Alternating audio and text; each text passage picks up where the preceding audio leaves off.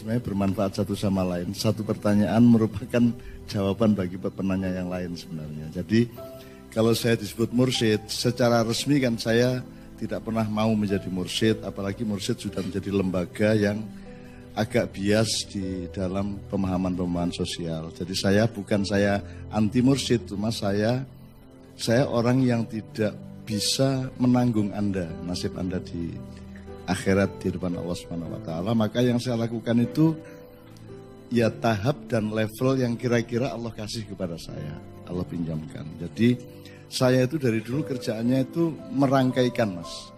Jadi aku nek ono Lombok tak temokke Brambang. Ngono ki lho. Nek ono Uyah tak temokke Uyah. Ya sama Lombok. Pokoknya saya dari dulu di bidang apapun.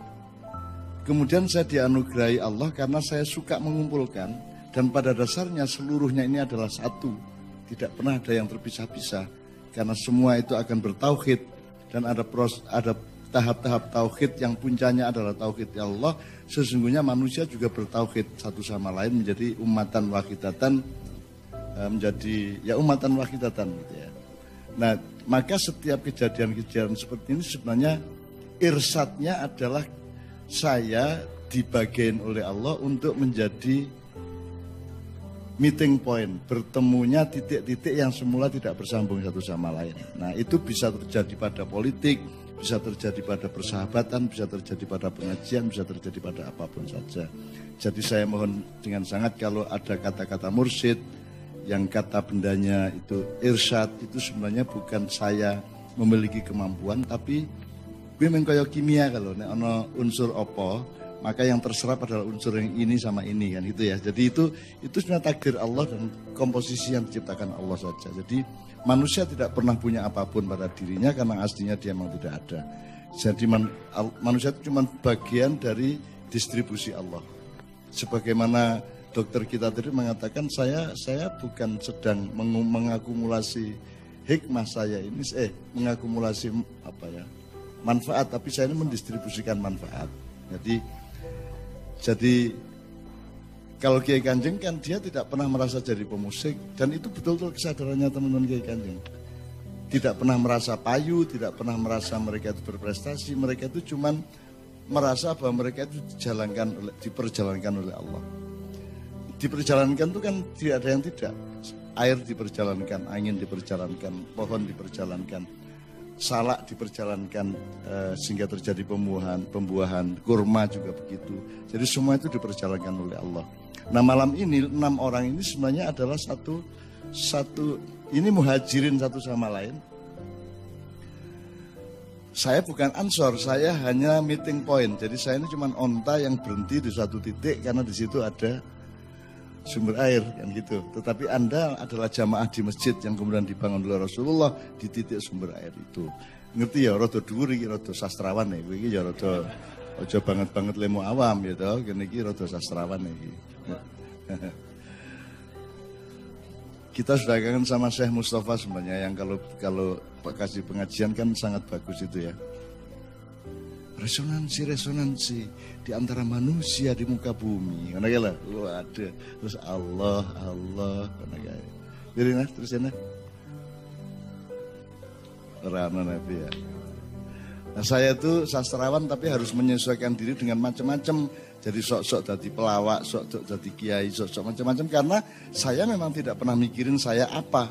Yang saya pikirin adalah seluruh diri saya harus adalah manfaat bagi orang lain meskipun tanpa identitas. Nah, panjenengan sedikit masih ngurusin identitas sehingga sampean sibuk sekali dengan narasi-narasi tentang diri sampean gitu. Padahal sampean itu seorang asyik ya. Antum minal asyikin. Anda itu orang yang sangat asyik dengan Allah, sangat asyik dengan tanazulul hikmah. Anda sangat asik dengan itu, cuman masih keganggu kiri kanan karena banyak cermin di sana sini terus gue ngilo gitu. Jadi gue kan ngilo sih kan. Lagi nek ya, udah sampean asik aja ben wong do ngene ngono ben wae. Aku ngekit biyen yang ngene iki ben wae. Wong aku miso ya ora nyejo kok. Metu ae saka cangkemku. Aku ora Ya orang aku meng saya cuman menjalankan apa yang diperjalankan ke saya. Sehingga kadang-kadang satu kalimat itu belum selesai dan saya nggak tahu terusnya bagaimana. Tiba-tiba mulut saya mengucapkan dan saya kaget sendiri loh, kok cangkemmu ngomong apa ya? Gitu. Jadi aku ngetut cangkemku dewe gitu. Setelah saya cangkemku selesai omong, saya baru mulai ngono toh gitu. Jadi saya diceramai oleh diri saya sendiri. Berarti diri saya tidak satu, sebagaimana engkau semua tidak satu. Gitu kan? Berapa malaikat? 10 malaikat sekitar Anda. Berarti Anda, mereka akan menjadi Anda karena mereka menjalankan tanganmu, pundakmu, kakimu, jari-jarimu, otakmu, kepalamu, hidungmu, dan seterusnya. Makanya salam kepada malaikat sudah dari dulu saya omongkan sama Anda, bahwa Anda mengaktifasi malaikat kalau pakai bahasa milenial, mengaktifasi sehingga dirimu itu menjadi lengkap. Engkau tidak sendirian, wong Jawa we ngomong sedulur rapat limo pancar, masuk kue jen, gitu kan? Wong kue we ono kue lahir we ono jeneng apa? Kakang kawah, adi ari-ari. Kalau Anda tidak memaknainya ya Anda menjadi sendirian. Tapi kalau Anda memaknainya Anda menjadi tidak sendirian. Dan pada dasarnya Anda tidak pernah sendirian. Allah sendiri adalah kedua dari satumu, ketiga dari duamu, keempat dari tigamu. Kan begitu. Allah sendiri secara eksplisit menyatakan itu. Dan Allah itu satu tapi kan ora siji lah ora siji kayak. Kan hakikat satunya Allah itu misalnya penduduk dunia berapa? 7 miliar, 53 juta. Yo, 7,53 miliar penduduk bumi sekarang ini. Itu Allah satu. Kira-kira yang mengepung itu 7 miliar manusia mengepung satunya Allah atau satu Allah mengepung 7 miliar manusia. Nah makanya sekarang Anda jangan tertipu oleh kata satu, kata dua, kata tiga. Karena manusia tidak pernah mengenal satu, pada akhirnya yang satu hanya Allah. Kalau Anda itu nol semuanya. Makanya huruf itu simpel aja min dulu. Akhirnya min kan mulai adzabun alim toh gitu. Jadi pokoknya aja min lah nek iso iki. Nek sa iso niki nol gitu. Nah kalau Anda min materi, Anda nolkan dengan akhlak. Ya. Min uang Anda nolkan dengan manfaat di bidang lain. Jadi Anda selalu kaya dengan manfaat. Manfaat tidak hanya pengobatan, tidak hanya senyuman, bisa macam-macam. Demikian juga di dalam diri Anda, kalau Anda mengalami minus Anda nolkan kembali. Karena sempurnanya manusia adalah pada ketiadaannya, bukan pada keadaannya. Karena manusia itu adanya adalah palsu, dia tidak benar-benar ada. Yang benar-benar ada adalah Allah. La ilaha illallah wa ghairullah tidak ada, kan begitu. Ya itu nek tak terus ke jauh banget mas. Nengko ndak jenengan malah rangobati sapa-sapa malah asik. Tapi saya senang sama beliau. Anda terusin, Anda asiki itu, Anda asik, Anda mengalami isik terus menerus. Cuma juga jangan didramatisir, ojo nganti kemelebon, ojo nganti kemeton. Apa bahasa Jawa ini angel ya. Kemeton karo kemelebon, jangan terlalu masuk, jangan terlalu keluar. Anda harus berada pada titik tengah. Tadi Mas Helmi mengingatkan saya, yang saya sebut ketepatan apa? Fadilah, pakai dot ya, FADLILAH. Setiap orang harus menemukan ketepatan dirinya dalam pandangan Allah dan pada ketentuan Allah. Karena setiap orang itu membantah ketepatan dirinya, Mas. Karena pendidikan menyuruh Anda untuk kaya. Maka Anda milih kedokteran, gitu, milih arsitek, kan gitu. Padahal urusannya kaya itu bukan itu. Kalau kaya itu adalah menjadi dokter, karena dia yang sekarang paling basah, itu Anda tidak punya akurasi terhadap yang diomongkan Sabrang, bahwa sesungguhnya dagang yang puncak adalah ketika Anda maksimal manfaatnya pada manusia. Kan gitu. Manfaat itu di atas trust sudah sebenarnya. Itu loh. Jadi iman itu hanya alat, jihad hanya alat, puncaknya adalah manfaat. Makanya khairun nasi anfa'um linnas. Jadi teman sekalian, itu bukan jawaban, itu respon saya kepada Anda, dan Anda asiki saja, Anda teruskan, dan jangan tergoda oleh perbandingan-perbandingan duniawi.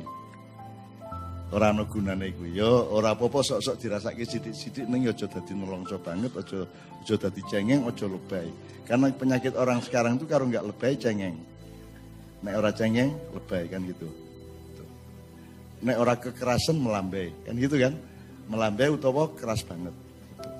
Nah, mari kita mengelola keras dan melambainya ini secara pas.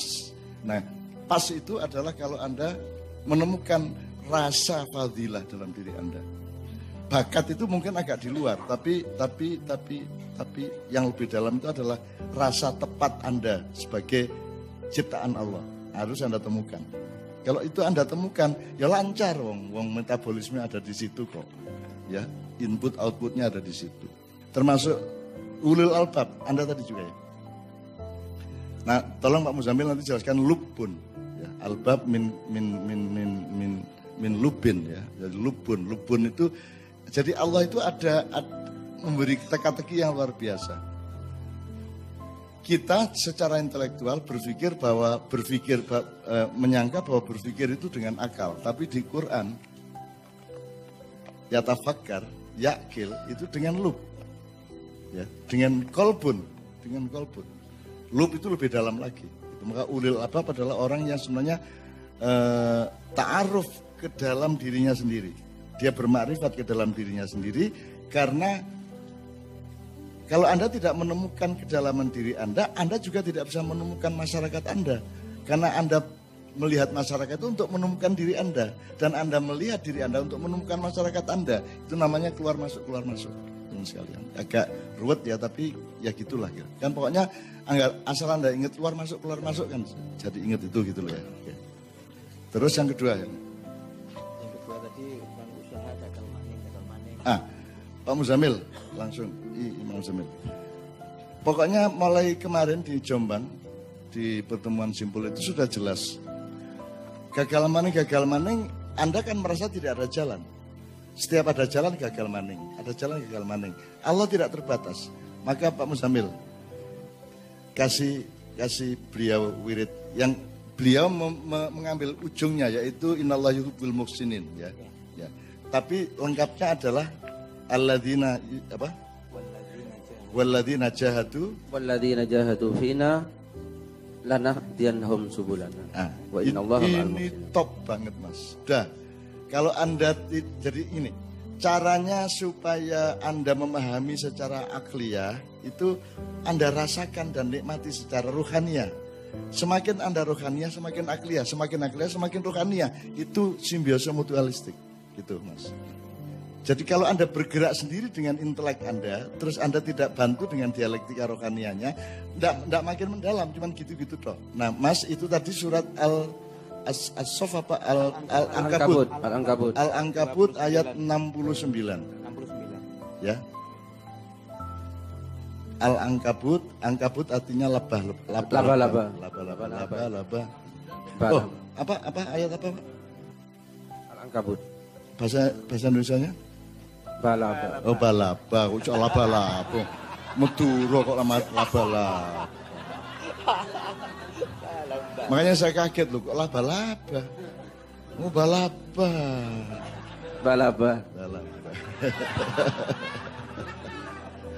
Asik ya Mas. Oke, Mas ya.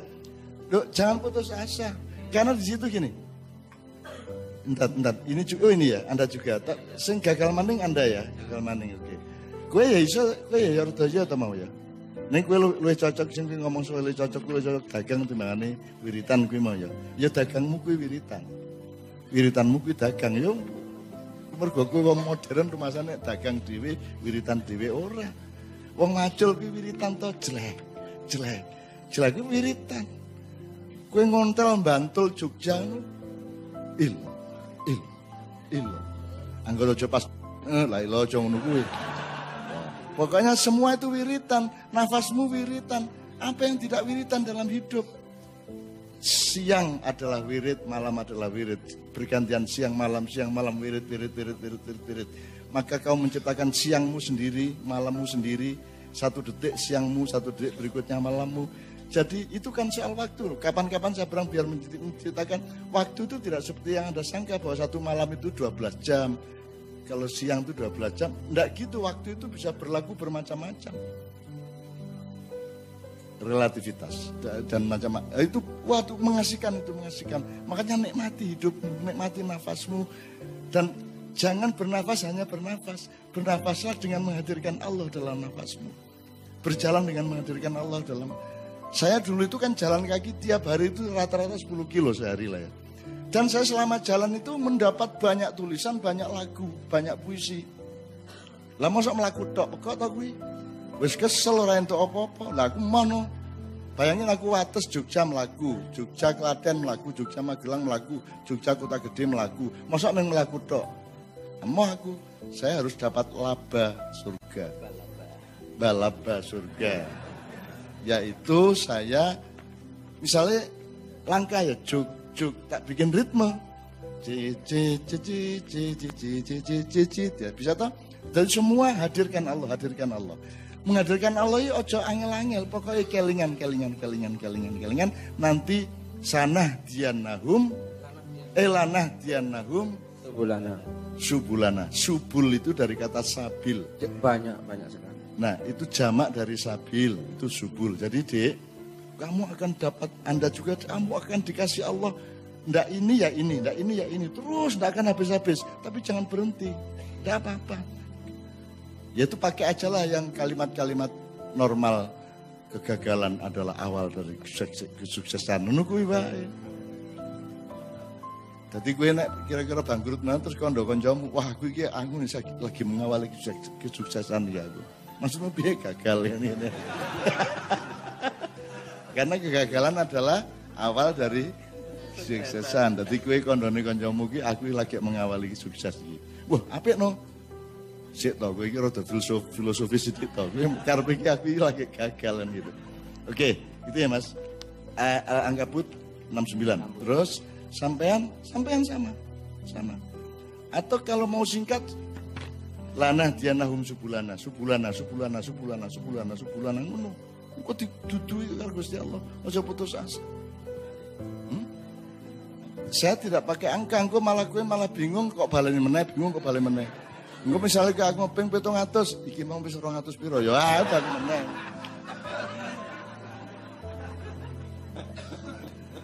Kamu kalau saya batasi tidak puas, sebab kalau kamu sudah menikmati wirid, kamu tidak akan berhenti. Kamu tidak akan berhenti, nanti dipaksa oleh Allah berhenti mergono. Bojomu teko pono jaya. Sebenarnya kalau kamu sudah masuk situ nggak akan berhenti. Maka kalau dibatasi malah membatasi. Jadi saikhlasmu. Nek kue pas kuat banget kae iso nganti ping 1000, iso nganti ping piro. Tur nek wis kuwi wis ora leren-leren kuwi gitu ya. Nanti setelah mulutmu berhenti, hatimu. Setelah hatimu berhenti, pikiranmu berhenti, darahmu berhenti, nafasmu berhenti, detak sarafmu, detak nadimu. Terus dia ikut wiritan. Yang wiritan bukan hanya kesadaran, yang wiritan juga naluri, juga roh, juga frekuensi semua wiritan. Gitu ya, Dek ya. Jadi jangan khawatir. Berikutnya Tentang tabligh tadi minta diuraikan lebih jauh kaitannya sebagai modal. Tabligh itu kan innallaha balighu amrih ya. Sambil itu nyun jawab. Wa may yatawakkal 'alallah fa huwa hasbuh innallaha balighu amri. Jadi kata tabligh itu sebenarnya adalah masdar dari balagha yuballighu tabligh. Balagha itu kata kerja past tense, yuballighu mudhari atau present tense. Terus tabligh adalah masdarnya. Masdarnya itu adjektifnya. Jadi sampean kan kalau berjalan kan karena sudah ada tujuan. Nah, kalau sampean salah jalan berarti tidak sampai tujuan. Maka untuk tabligh itu Anda harus punya presisi. Bener ora manajemenku, bener ora tujuanku, bener ora dulu nomor 1. Jadi kalau dari teori jalan di Islam kan disebut 4 jalan sabil, yang tadi subul tadi jamaknya, terus syari, torik, sirat, 4 itu. Ya. Jangan menyangka saya kiai dengan ngomong seperti ini ya. Ini urun pendapat tadabbur bersama-sama ngono ya. Supaya orang tidak menyangka saya berfatwa terus wah bagaimana muridnya Cak Nun kumisuan tapi turuti. Lho ora iki sinau bareng ngono ya. Jadi tidak usah feodal lah, pokoknya kita ini bareng-bareng sinau. Mudah-mudahan Allah mengajari kita karena niat kita baik gitu ya. Nah, kembali ke tadi.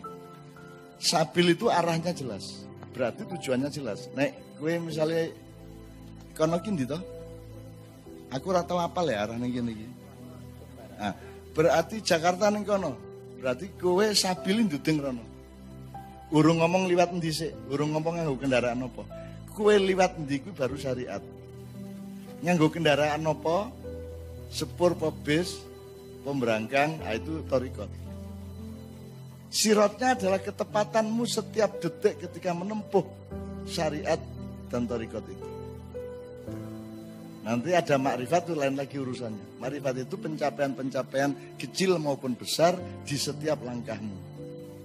Kamu dulu tidak bisa gadget, sekarang bisa gadget. Itu sejenis makrifat juga. Gitu. Kamu dulu tidak ngerti dal, sekarang ngerti dal, itu makrifat. Gitu ya. Dan Anda gadget itu kan ngerti, makrifatnya kan cuma 5%. Karena Anda tidak ngerti kok bisa gitu, gimana nggak ngerti toh?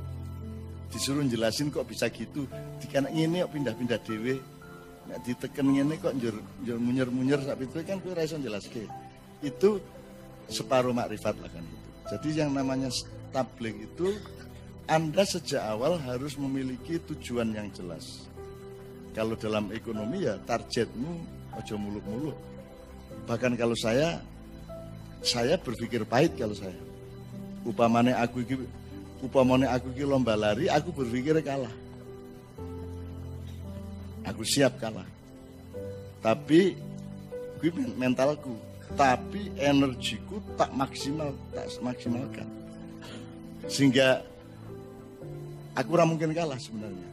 Karena saya tidak mengambil energi untuk cita-cita menang. Saya tidak punya cita-cita menang supaya energinya hemat. Saya pakai untuk memaksimalkan tenaga saja, memaksimalkan kerja keras, energi, kardio, stamina dan seterusnya. Itu Mas. Jadi, piye aku jawabnya ya? Paham ya? Sip, wong Solo masuk ora paham ya. Solo, ngono. Wis ngerti ya, Mas? Lho ki londo pas nang Solo kan ora ana jog ning kono, ning kene ana jog. Jadi ketemu orang Jogja kayak teh terus di jog ya Pak, jog ya gitu. Oh, terus Londone menyimpulkan, oh iki kutha Jogja. Jog ya gitu. Tekan Solo ora nggo jog. Tolah-tolah Londone. Lho, so ngenae dadi kota Solo. Karanganku ya ben wae wong urip pisan kae.